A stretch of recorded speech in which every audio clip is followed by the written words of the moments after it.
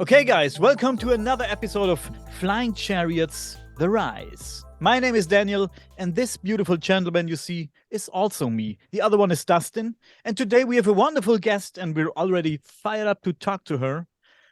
Her name is Allison Holley, and Allison says she's an Andromedan starseed channel and awakening guide.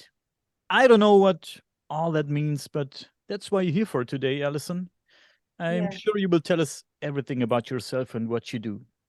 Yes. Hi. Thank you for having me. And I also love that what I offer is a little off the beaten path of what you talk about. And I'm really excited to offer this perspective, you Yeah, know. So thank you for having me. you're welcome. And you're also a book author. Your Yes. first book is called The Era of the True Creator. Yes. Maybe let's start with your book. Tell us about it. What is it about? Okay. So the era of the true creator is from all of the notes of me channeling from the beginning of my awakening, which is when all of my channeling started, into about 3 years. So the purpose of the book is to help people through the beginning stages of awakening. A lot of times when we go through awakening, we start to see in a brand new way, and we start to see things that maybe lead us to believe that that is all there is. So the book sort of brings you through the stuck points of don't get lost in the drama. There's even more to it than that. So it helps bring people through being, regular human operating as humans do through the awakening process, beyond duality, beyond what I call dramatic paradigms, and into being a true creator. So how do we really create as masters here on this planet? Let's start at the very beginning. Okay. When you say, I told you last time, Dustin and I, we're a little bit dumb when it comes to all that stuff. Yeah. When we talk about awakening, awakening to what? What does awakening mean Mm, in this context?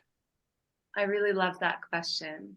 So when we think about awakening, it actually can be helpful to think of it in terms of, when we wake up from our dream state, right? Like we do in regular life.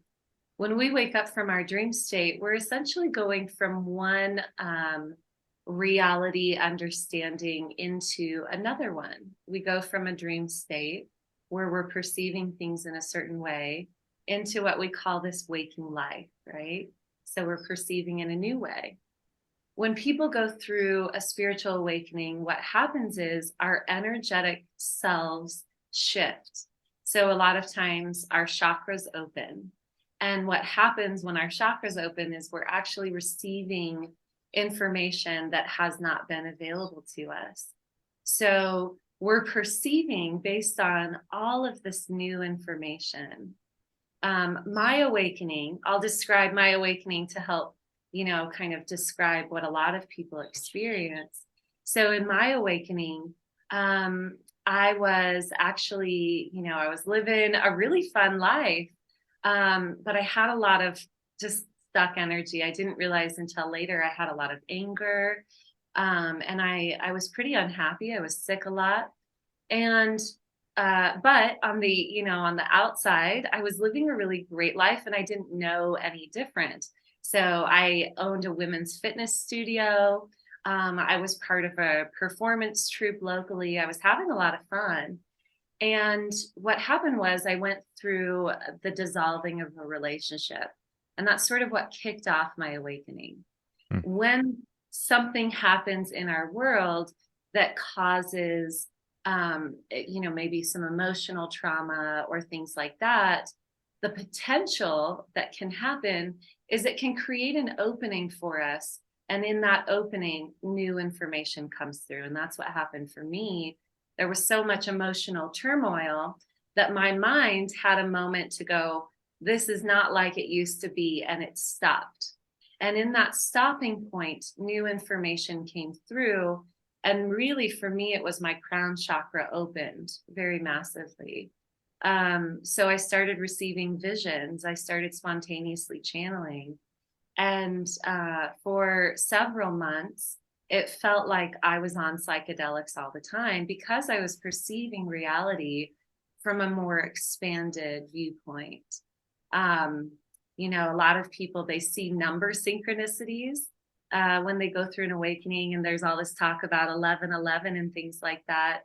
My experience with number synchronicity was I would see numbers, repeating numbers, and it would put me into a psychedelic state where I'd have to sit still. Everything was changing color. It was really, really, really intense. So, or I would see certain symbols, like I would see the infinity symbol, and it would become so intense and amplified that I couldn't drive. I had to pull my car over, and I wasn't on any psychedelics. So it was really, really massively powerful for me because things were opening and new information was coming through. What we tend to experience is a very limited perception of reality when we're moving through as humans. And this leads perfectly into connecting with Star Family, as we'll talk about in a minute. We perceive this amount, right? Imagine that we have the full spectrum of colors and we only see blue and green. And what happens in awakening is we open to more of the spectrum. And that can be really trippy for the mind because we place limitations on what we see in our world so that we can function, right? So it took me, I would say, probably after the initial opening of my awakening, it took me several years. I had to, to learn how to function again in life. I sold my business. I got married. I ended up traveling the world. And I could not have a job. I was just learning how to function as a human with all of this massive amount of new information, new perception coming through. So an awakening is different for everyone. I work with a lot of people who have really intense awakenings. I also work with people whose awakenings are much more gradual. A slight perception opens and, they start thinking, maybe I am intuitive, or different things like that. And so, it can really run the full spectrum of what people experience in awakenings, but essentially it's an opening to a new perception. Mhm. Interesting. Is everybody able to wake up the way you did? I think we all have different purposes, and our awakening it helps us further into our purpose. One of the things that I am here to do is to help activate people into an intense state of awakening. Similar or really, if you've ever heard of Shaktipat, No. where it's traditional, like a very advanced yogi would gather people together and offer, even just through their presence, the ability for people to activate into awakening. Sometimes they would touch their forehead. Sometimes just by speaking, people would go into convulsions. So this is something that I do with people. And it's actually something that each of us, when we awaken, our vibration shifts, and everyone we encounter, everyone we talk to or are in presence with, all of our vibration starts to shift together, right? So we become activated, and what I call light codes become activated in our system. And those light codes are delivered through speech, through presence, and those activate people as well. So everyone is going to awaken in a way that matches with what they're here on earth to do and bring and deliver.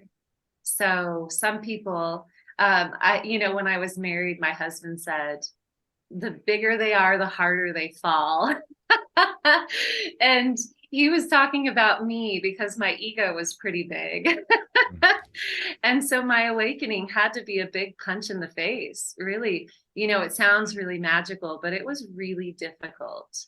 I basically left the life that I knew, and I was comfortable in that life. I had friends, I had community. And all of the sudden, I was talking about seeing people's energy in this awakening. And, people really wanted to continue to see me the way that I was. And so I lost everything. I couldn't hold a job. So it might sound romantic, and it was amazing, but it was also pretty difficult. And for people who go through really massive shifts like that, a lot of times it's because a lot needs to be cleared. So it doesn't need to be as intense for it to be powerful, and everyone can have their own experience into awakening. If somebody is hearing this and they're like, wow, I want to awaken, I want to experience this, the intention creates it. We're powerful creators, and whatever we want, we can create. I had a desire to activate my Shakti energy, which is a whole different topic. I won't go into it. But I remember I heard someone describe what happened to them, or to someone they were working with when their Shakti activated. They were convulsing on the floor. And as odd as it sounds, something in me goes, I want that experience. And I actually recently had that experience. And I will say, anything that we desire is written within us to desire. So if somebody wants a really powerful awakening, it's because it's for them. We don't want anything that's not for us. Sure. So yes, and yes. And can you achieve some of this awakening through like meditation? Is that some ways of getting there? Yes, absolutely. The reason that meditation works is because the purpose of meditation is to bring us into presence.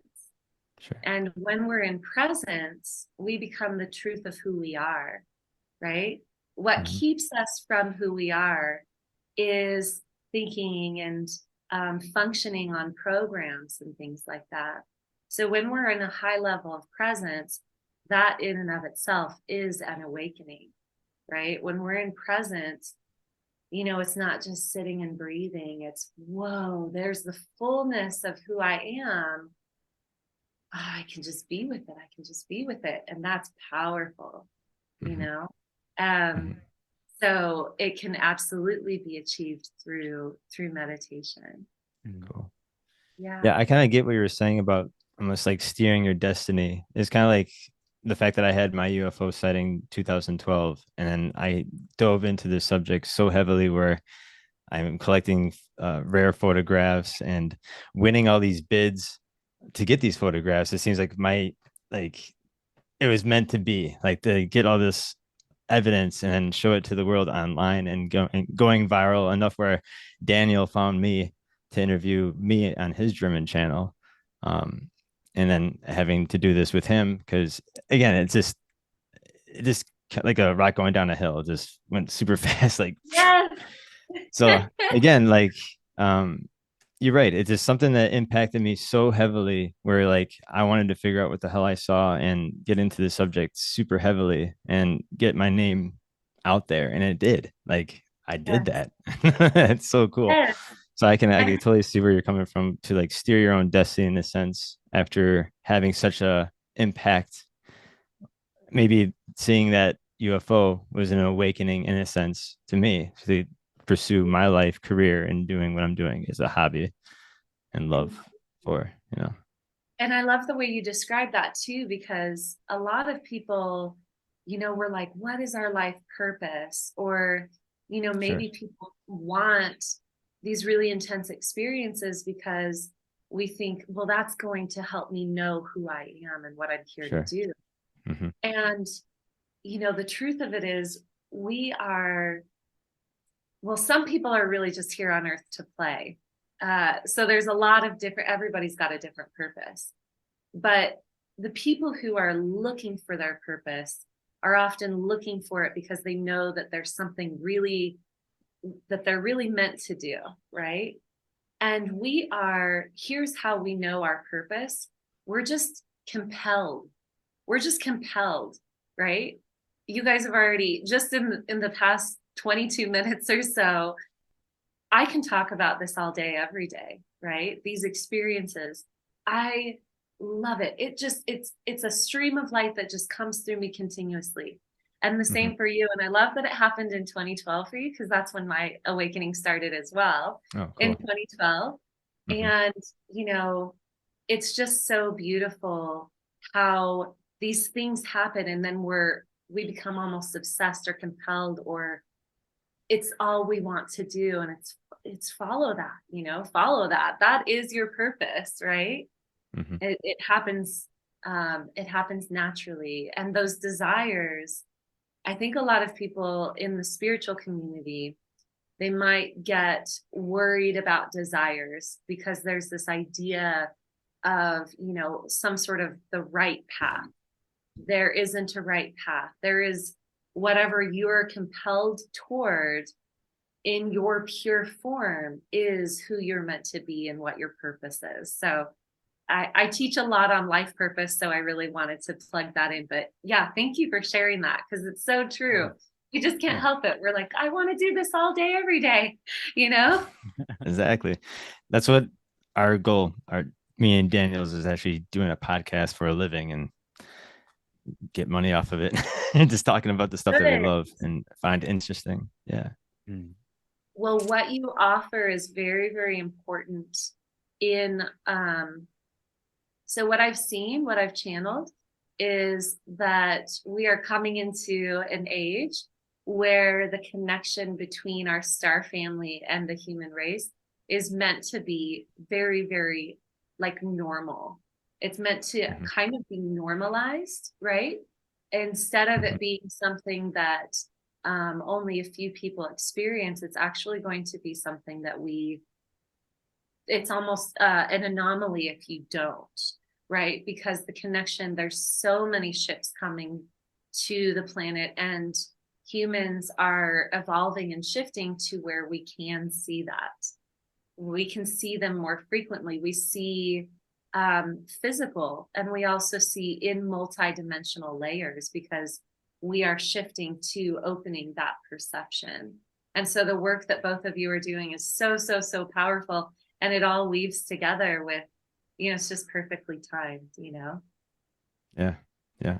And what are your thoughts on the latest whistleblower coming out with the latest information about having crashed UFOs and having bodies, and the government kind of keeping it under wraps for the longest time? And is this now an awakening where now we're kind of making this shift, because we're having newscasters using different language, actually saying these are non-human vehicles and having different species of bodies? And yeah, it's kind of interesting times in today, what's going on. So do you think this might be a shift or an awakening for the whole world now? Because that's pretty big news.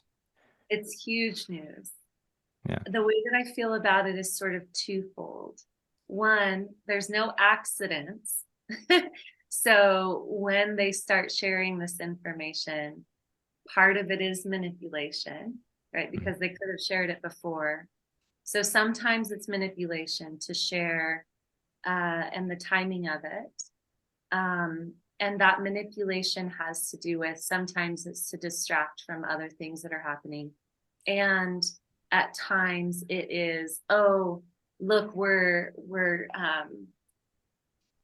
sharing it with you. We're honest, right? It's to create that perception. So sometimes it is the manipulation. But that being said, it's also, there are no mistakes, there are no accidents in the overall viewpoint of all things. And humans are evolving to the place where we're like, yeah, of course. Like, how could this not exist? How could this not be true? How could we be the only ones in all of existence? And how could everything look like a human, right? We're Right. just we're shifting beyond that perception. We're kind of going, okay, yeah, we're not just this little tiny experience. And a lot of this is us coming into, from my perception, we're coming into oneness consciousness. What that means is we're starting to see that we're connected with everything. That yes, we're having individual experiences, but that's not it. That's not all. If we look at human evolution over eons, it used to be that we had to other or externalize all of our power. Back in the day, people were burned at the stake for saying, I have the power to heal, right? Like I am a messenger of God or whatever. And then they were like, well, we got to kill you because that's not safe, right? Right. Yeah. So now we're in a different place. Humans are evolving to recognize, oh, wow, we create our reality. And in that, we're no longer afraid of certain things, of power being, oh, well, if I create my reality, you create yours as well. And I know that it might seem like a non sequitur, but what that actually also creates is, oh, it's not just me. It's safe to believe in beings on other planets, right? We open up our specter, our scope of what is available and what's possible.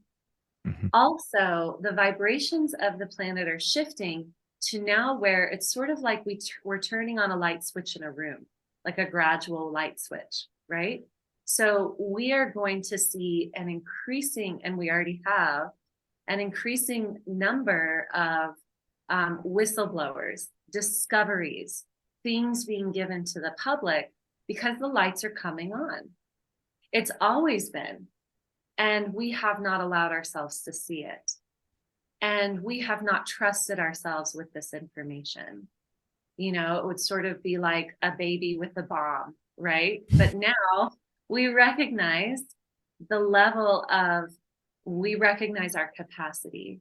I feel very much like an eternal optimist, and I feel that the truth is what we make of it. And so I choose to be an optimist and say that as we come into more and more disclosure and everyone receiving this information, what's happening simultaneously is each of us are internally evolving and aligning to the truth of who we are, which is love.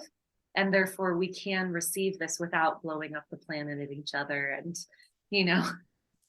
without being absolutely destructive through the process. And I believe that's why it's all happening in tandem. We are personally evolving, and now we're starting to see, oh yes, of course, all of these other beings are here as well. Mm-hmm. Yeah. That was long-winded, but hopefully it connects with that was what we're good. saying. It was great. I told you I could talk all day about this. No, please. A few minutes ago, we mentioned psychedelics. Do you have Yes. experience with psychedelics? Could these psychedelics be a tool in the awakening process or after? I love that. I love that.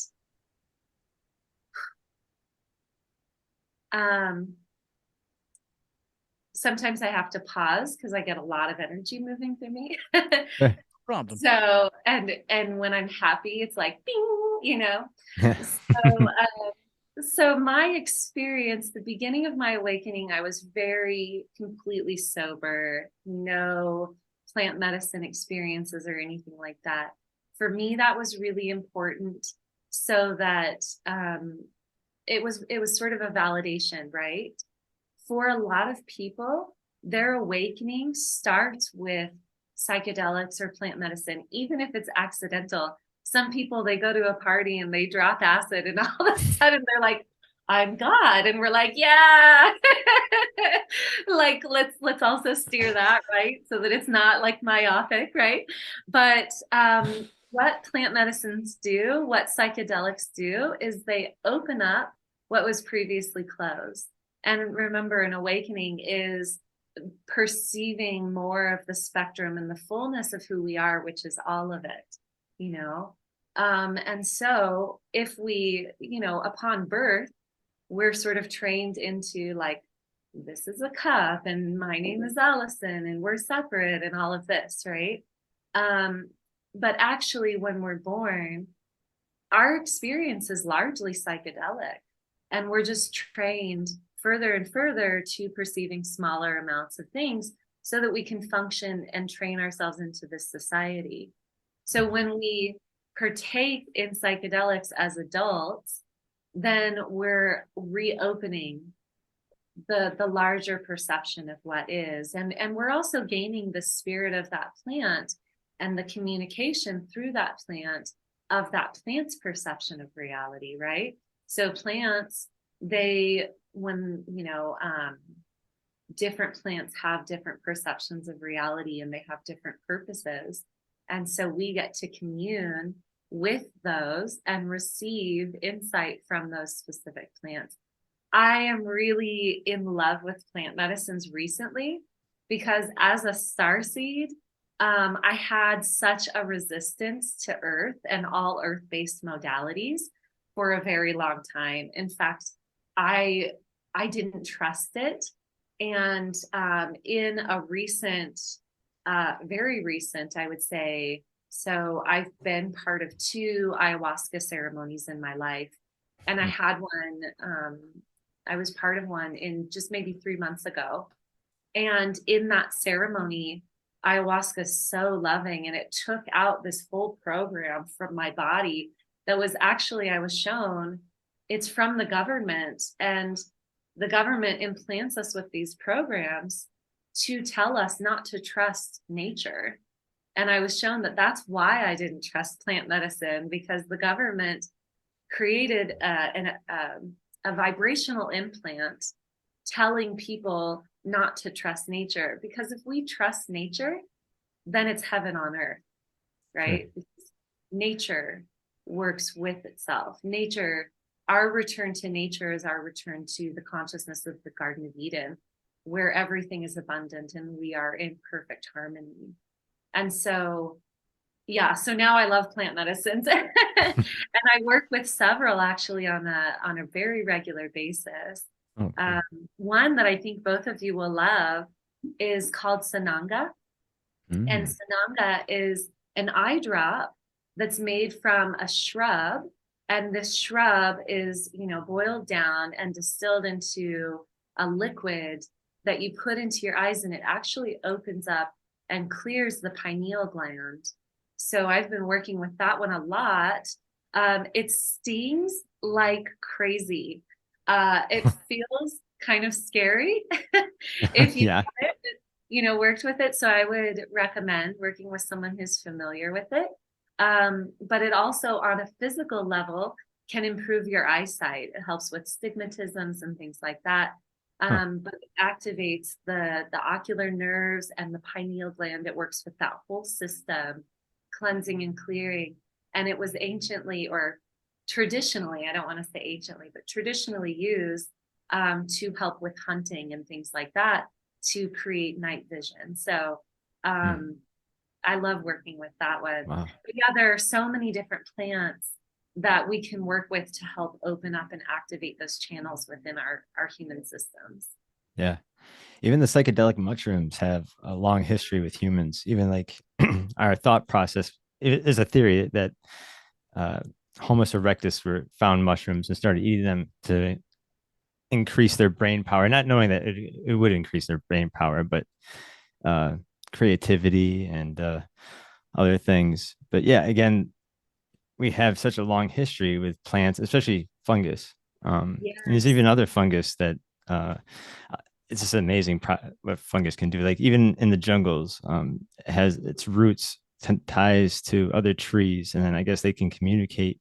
Other trees can communicate through the fungi. Say like one's sick or something, that sends nutrients, through it. I thought it was really crazy. It's like a matrix underneath our feet right now with the fungi and the roots and stuff like that, communicating with each other. So I thought that's fascinating. Yeah. I love that, because it really shows, right, our return and our connection to nature, how nature actually assists and works in such harmony we are nature. We can be that as well with each other, with the planet. And we are naturally moving that direction as more people connect to, plant medicines and their own awakening. I had a channeling really recently, and I'd love to share this with the two of you. Yeah. Where I was channeling Eve consciousness, because the final chapter in my book is a return to the Garden of Eden. That's what it's titled. And so I was channeling Eve consciousness, and I was shown, this is really, really sacred to me. So I guess I'm just going to share it publicly, but I was shown that Eve was actually a hybrid being, right, from an ET civilization. And what activated her consciousness into what we now know as humans was the ayahuasca consciousness. So essentially what I was shown was Eve communicated with ayahuasca, and ayahuasca activated her consciousness, as well as being a human hybrid, which means interbred with an ET civilization. So I was like, wow, that was really a trip to receive that insight, and take it as you'd like. So right, that's really interesting. What can you tell us? Can you tell us more about the importance of the pineal gland, since since it produces DMT, and we use DMT to also as a communication tool. Let's put it this way. Yeah. Well, it's so funny that you asked that. This is relatively new for me, which sounds kind of funny. It's actually something that I have recently started learning a bit more about. So what I'm going to do is I'm actually going to tune in and just listen for what to share. Sure. It's the seed of consciousness.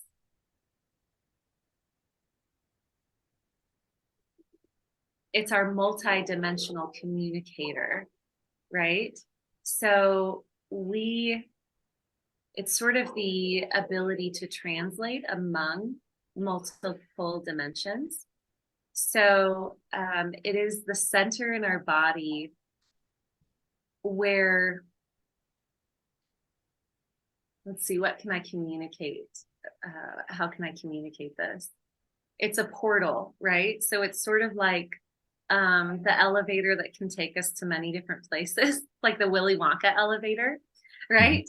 So we have each of our powerful centers in our body has the ability to, it's sort of like each organ has its own purpose, and therefore its own ability to communicate multidimensionally. But this is really the center of ourselves as an individual human, being able to communicate with the multidimensional landscape of all that we're interfacing with on this human experience. And so activating, cleansing, opening the portal of the pineal gland, especially cleansing, will help us to have a more vast ability to perceive our reality, right? Because it's, like I said, we can have a lot of boundaries. And when we open that up, we're able to perceive more. Cleansing the pineal gland, it's something that we want to think of physically and also energetically. A lot of times we think, oh, there's fluoride in the water and we need to cleanse from that. We also want to perceive cleansing our pineal gland as something that we do through meditation, because we are essentially cleansing the lower ego, right? We're cleansing the part of ourselves that is separate from everything. We're cleansing the limitation of the perception of who we are as individuals. We can still see ourselves as individuals, with an interconnectedness. And so when we perceive ourselves as cleansing the pineal gland, we can allow ourselves to say, we're cleansing on a physical level, we're cleansing all of the heavy metals and, programs and things like that. We're also cleansing our own fears. We're cleansing our own ideas of separation. And this will help us connect with interdimensional beings as well, interstellar beings as well.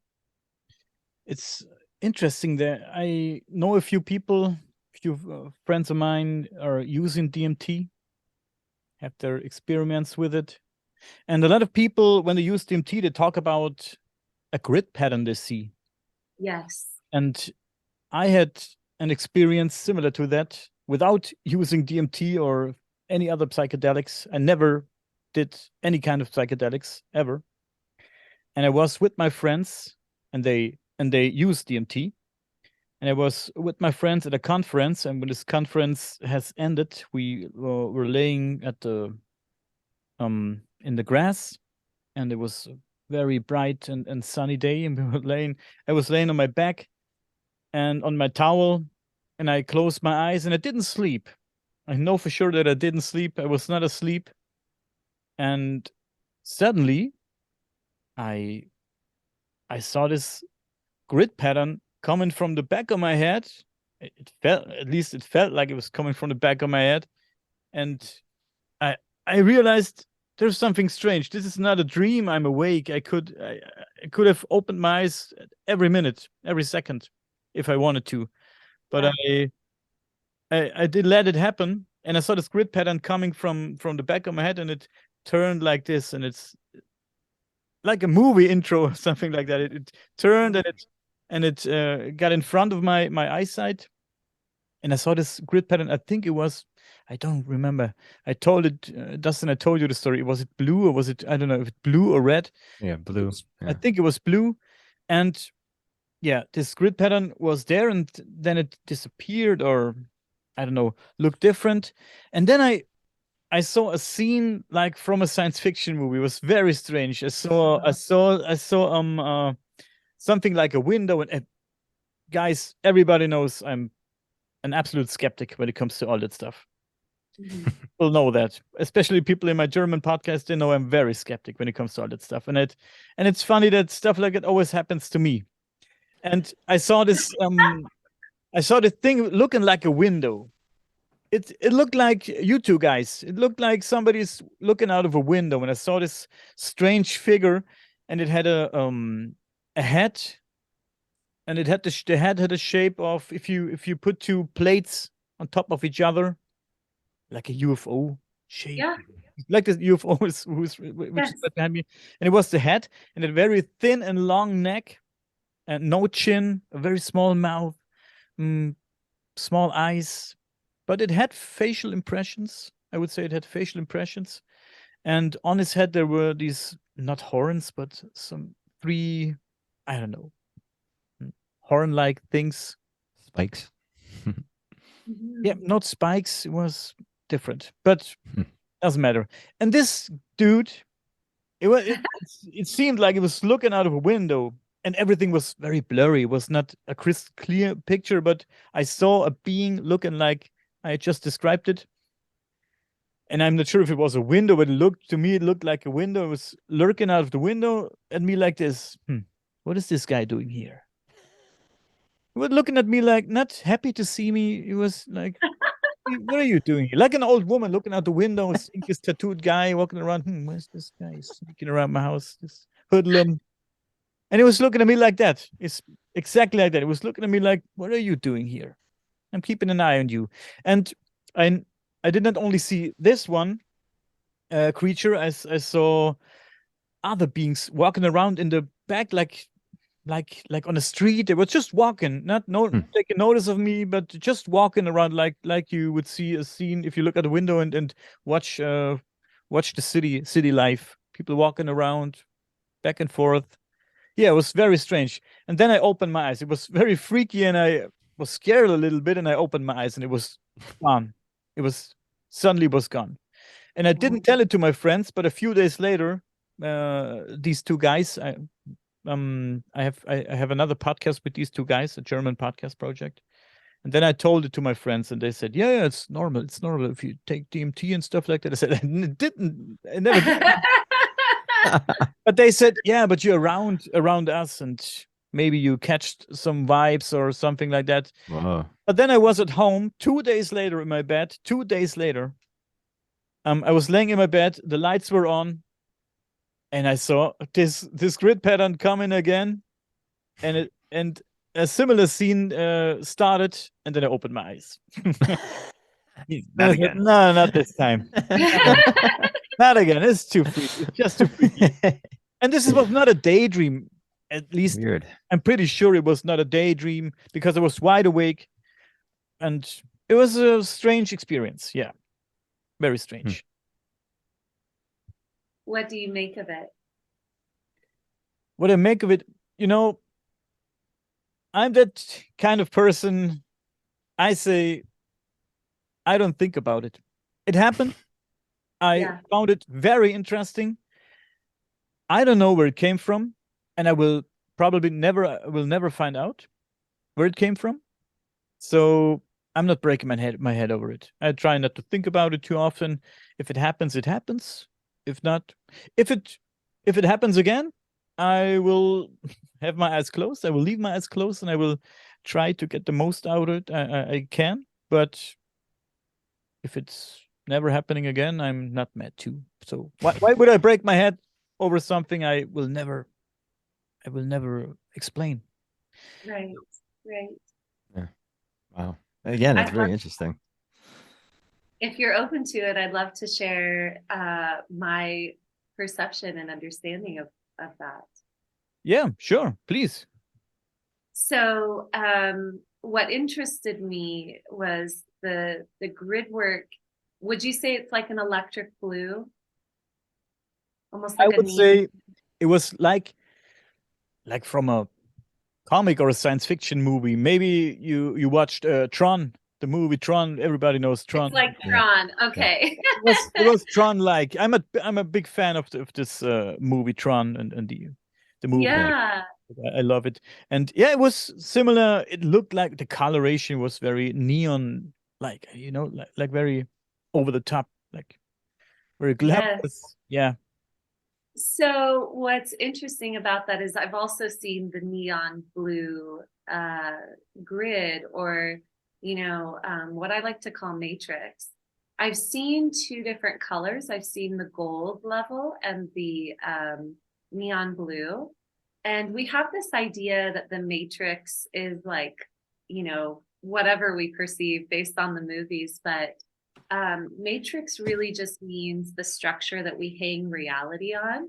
And so what I perceive is that the neon blue is one layer of the energetic matrix that we are weaving through as humans.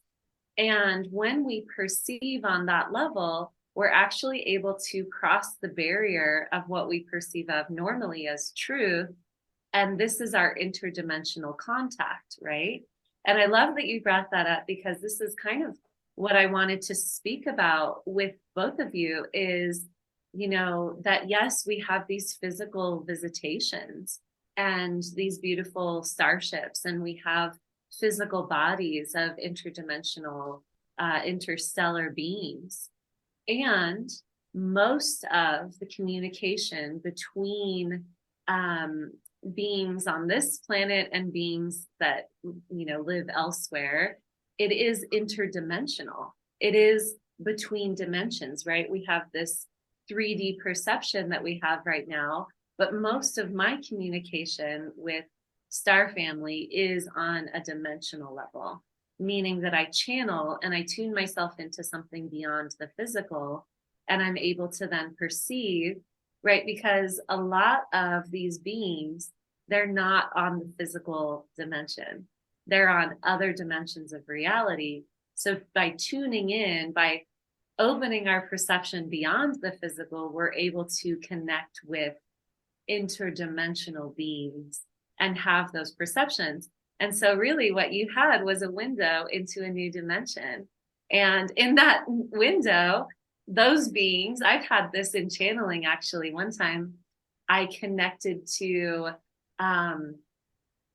they were orange. This was a long time ago, but I remember the feeling. I went into a channeled space, and these beings that connected with me, they were also like, oh my God, we got one. And I was like, oh my God, who am I talking to? Like, we were both surprised to be connecting with each other. And there was this feeling of, well, what do we ask them? I don't know. I've never done this, on both sides. And it was really funny. But that is the interdimensional communication. And we create these windows by opening our perception. Sorry, in Mexico they do fireworks like all day every day, so no, it's not bombs going off.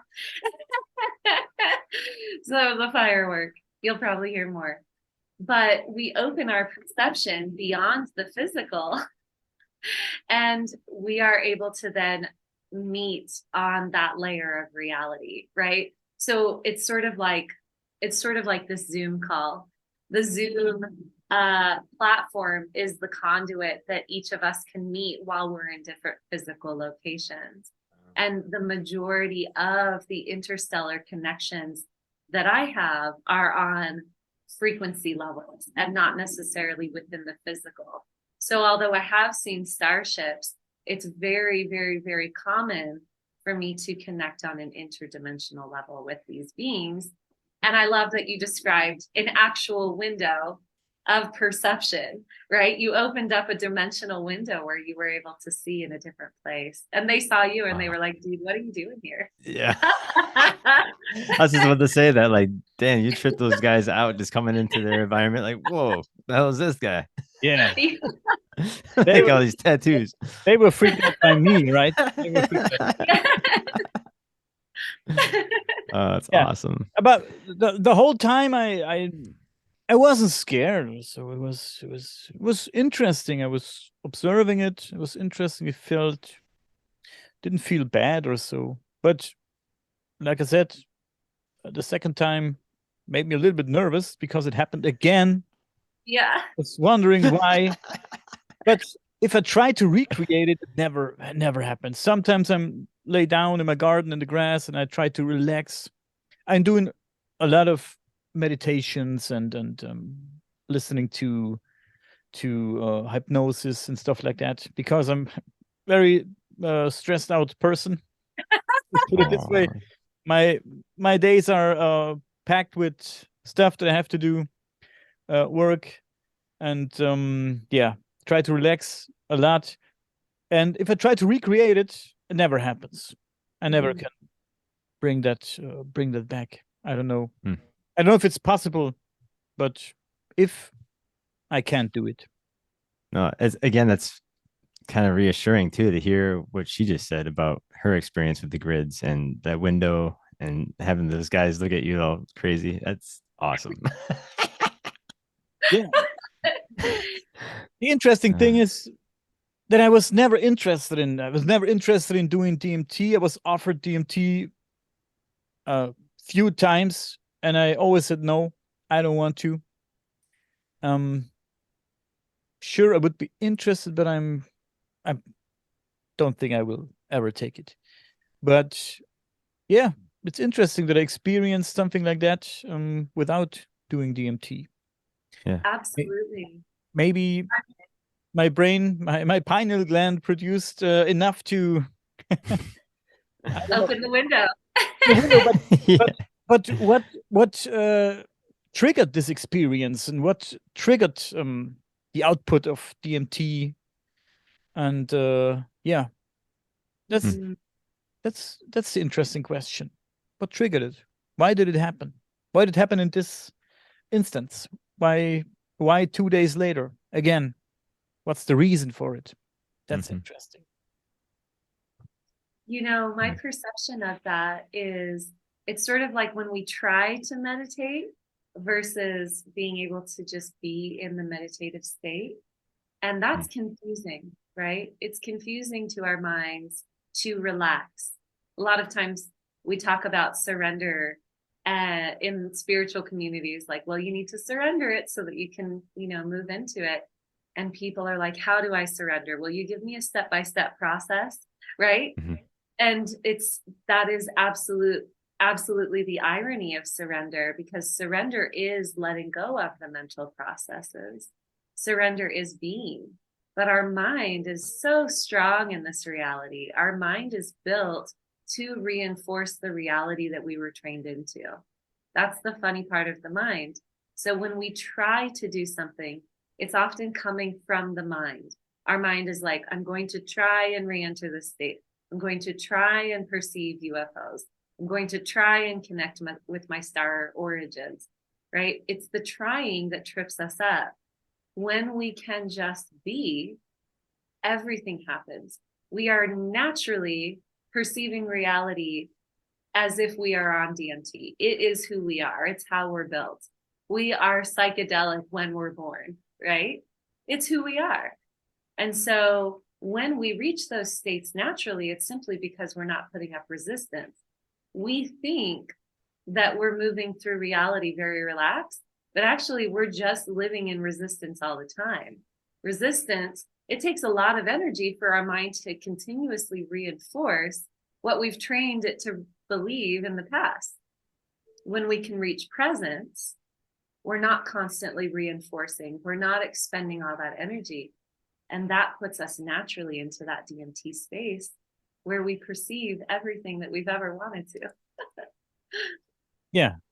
When it happened, I was really in a very relaxed state, and doesn't happen very often with me, but I was thinking about nothing. I was just lying there and was very relaxed. It was a very nice day, and we had a lot of extremely interesting and nice experiences that day at the conference, and we met a lot of. It was a conference where we talked to people like you, for example, or other ufologists and stuff like that. So we had a lot of fun and a lot of interesting talks, and yeah, I was very tired and just laying there and relaxing a little bit before we had to leave. I don't know. Yeah. Interesting. Beautiful. I love that. I love that so much. And I think similar to, at least my perception is it's similar to me, that I didn't want to do plant medicines or, DMT activating substances of any sort, because I wanted almost the validation of the purity of my experience. Like, I'm communicating with all these beings and I'm totally sober. And for the purpose of who you are, Daniel, and what you're here to bring to humanity, it does seem like not going into those psychedelic spaces really validates the truth of what you offer, right? It's like, no, this is just me being a human and having these experiences, not to discount any of the psychedelic experiences, because those are really powerful and real, right? They're real on different dimensions. We're just opening to different dimensions, I should say. But I do think that in order to reach certain people, having a sober state of mind validates what we're experiencing. And so I can understand why you're not gravitating towards plant medicine. I'm still very skeptic when it comes to all that stuff, but I can assure you that these two experiences, and they lasted just a few seconds, really changed my view of the world a little bit. So it rocked my world, so to speak, and I'm seeing things differently now. I'm questioning a lot of stuff. So is this reality what we have here, or is reality something different, or are there more realities? Maybe we're here in our reality and there's another reality we can go to with the help of DMT, for example, with our own produced DMT, because it's there for a reason, I can guess. And maybe the pineal gland was a lot bigger, many hundreds of years or thousands of years back. Maybe it was bigger, even bigger, maybe like really big, and produced a lot of DMT, and you were living, or you could switch between these different states as you want. You maybe you could control the output of your DMT and stuff like that, and you could decide where you want to be. What's the reason? I don't know, but maybe it was like that. It's just a theory, just a stupid idea. I love that. I've never thought about that, being able to regulate your own DMT flooding the system sort of experience. Wow. I think we lost a lot of knowledge. Yes. Within all these centuries and hundreds of years and whatnot. Let's talk about telepathy, telekinesis, stuff like that. There's people saying, I have a friend actually who says he's able to communicate via telepathy. He's into telepathy a lot, and maybe we were able to many years back. Maybe we were able to, and we lost it. Because why would we lost it? Because of also of not only but also because of technology. For example, look at us today. We are our cell phones. It's so crazy. When I go, I'm 43 years old now. When I grew up, we didn't have a cell phone. Of course, we were watching TV2 as kids, or when we were younger, we were watching TV2, watching movies with friends and stuff like that. Where we went out a lot. We were outside a lot, and did stuff outside, and realized and observed the nature around us, and we're sitting at the campfire watching the sky. Who does it today? I'm not saying nobody does it anymore, but not everybody does it anymore, and a lot of people don't do it anymore, especially children or younger people, teens. I have a teen here at home, and sitting in his room, having his nose in the cell phone, watching TikTok videos and YouTube videos and shit like that all day long.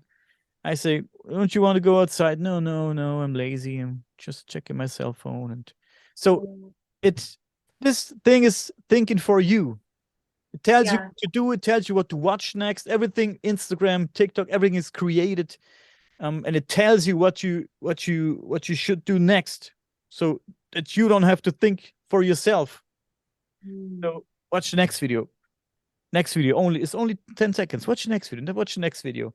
And also Facebook. I need Facebook because for my promotion, for the podcast, for the music and everything. I need Facebook, but Facebook also is a very toxic place. Facebook is a toxic place. Look at the way people communicate these days. Not only on Facebook, also on Instagram and everywhere where you can have a discussion. Facebook, YouTube videos. I mean, YouTube, below the YouTube videos in the comment section. If you post something on Facebook, people are not holding back anymore. They give you shit right away. You're stupid. You're this. You're that. You're that. You're crazy. Go fuck yourself. Well, what not? What happened? That's what I always say. What happened? What happened to people that they communicate like this? So I don't know. This is why we lost all this. I don't know, things we could do at one point: telepathy, telekinesis, and what else? I don't know what was there, or the thing with the pineal gland. Maybe it shrinked because of that. We didn't use it anymore. We didn't use it anymore. We trusted technology so much that we didn't need it anymore. We think we didn't need it anymore. It's a process, maybe theory. Call me tinfoil hat. Oh God, this is funny. You know, it's really, really powerful to witness the global awakening to higher consciousness and expanded consciousness states in the midst of all of this technological sort of overtaking, right? Even though we're all like glued to our cell phones, even though the power that we are is still streaming through us, you know? And in a lot of ways, yes, I also remember like having a written list of all my friends' phone numbers, right? I'm 42. So I remember that as well. And people are watching videos on awakening. People are watching this. People are receiving information. It's happening so fast, and they're experiencing personal, they're having their own personal experiences. So in the midst of all of this, this is why I'm just like, there is, when we zoom out enough, there is, everything's fine, right? Everything's fine. Because in the midst of this, we're all turning into our cell phones. We're all also waking up. We're all also tuning into the truth of who we are. This is a snowball that is absolutely rolling downhill. And I feel that it just takes a bit of zooming out for us to recognize, you know, yes, there's a lot that's happening that we're like, wow, do we recognize what we're doing to ourselves? And so much is occurring on a global platform of, disclosures, because we're all waking up, and all sorts of things that I feel it is inevitable that we are moving toward a very profound, powerful Garden of Eden, heaven on earth, all of it, because it's just the energies are shifting, right? And we're along for the ride. We're riding on this earth planet that's doing its own vibrational shifting, and we're like, woohoo, like humans can do a lot that seems very destructive, but in the end, the energy that runs through all of us is shifting beyond what we can really even conceive of or perceive. So that's my eternal optimism coming through to let you know that, Yeah. yeah, I hear you. And I hope you're right. Yeah. I mean, Yeah. but even if I'm not, Yeah, what it's true. happens? We explode and the aliens are fine. Yeah, it's true. Yeah. I'm not saying the cell phone is the devil. That was not my what I wanted to say, but you should use it as a tool to gather informations, look for the right informations, not to let it think for you. So Yeah. it's Yeah. how you use it, right? Yeah. Yeah. That was a very interesting talk, Allison. But Yeah. unfortunately, we have come to an end. But to finish up this episode, please let people know where they can find you. You can contact me through my website. It's AllisonHolley.com. And I'm also on Instagram. I just got on TikTok, which I just go on there and post videos. That is such an overwhelming platform. I'm like, I don't know what's happening on here. Let me just post the video. But a lot of people find me through that. So I'm noticing it's a very effective platform. So I'm on Instagram, Facebook, TikTok, and YouTube. And I also have a private community. It's called the True Creator Community. You can find the link through my website. It's totally free to join. And what I do is once a week, every Monday, I offer a channeling for the collective on that, in that private space. And it's just a really beautiful community. Everyone there can share their stories of awakening and things like that. And then that's also where I teach my classes that are private opt-in classes. So yeah, those are the places that you can find me. And I'm all over the world. I'm actually going to be visiting several cities in the US and potentially Europe starting next spring. But this fall, I'll be doing several US cities book tour events. So you can find all of the Cool. information on my website. And where can they find your book? Is it on Amazon or? Hey, so my first book, The Era of the True Creator, is on Amazon.